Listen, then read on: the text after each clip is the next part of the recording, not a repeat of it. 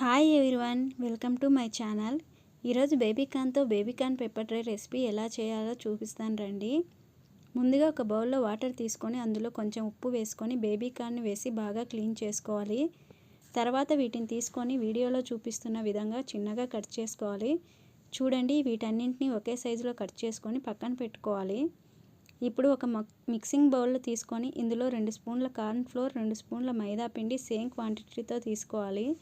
ఇందులో 1/2 spoon pepper పొడిని add చేసుకోవాలి. నేనైతే పెప్పర్ని తీసుకొని క్రష్ చేసి వేసుకుంటున్నాను. మీరు కావాలంటే రెడీమేడ్ పెప్పర్నైనా యూస్ చేయవచ్చు. ఇందులో కొద్దిగా ఉప్పు వేసుకొని కట్ చేసి పెట్టుకున్న బేబీకార్న్ వేసుకొని బాగా మిక్స్ చేసుకోవాలి. అవసరమైతే కొద్దిగా వాటర్ యాడ్ చేసుకోవచ్చు. చూడండి, కార్న్కి స్ట్రక్చర్ వచ్చేంత వరకు మిక్స్ చేసుకోవాలి. ఇప్పుడు స్టవ్ మీద ప్యాన్ పెట్టుకొని డీప్ ఫ్రైకి సరిపడా ఆయిల్ వేసుకొని బేబీకార్న్ వేసుకొని డీప్ ఫ్రై చేసుకోవాలి. ఇవి గోల్డెన్ బ్రౌన్ కలర్ వచ్చిన తర్వాత వీటిని తీసుకొని పక్కన పెట్టుకోవాలి. ఇప్పుడు నేనైతే వేరొక ప్యాన్ తీసుకొని కొద్దిగా ఆయిల్ వేసుకుంటున్నాను. మీరు కావాలంటే అదే ఆ ప్యాన్ అయినా యూస్ చేయవచ్చు.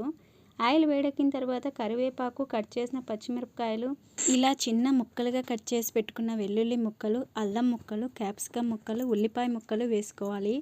ఉల్లిపాయ ముక్కలు మెత్తబడేంత వరకు వేయించుకొని ముందుగా ఫ్రై చేసి పెట్టుకున్న బేబీకార్న్ వేసుకోవాలి.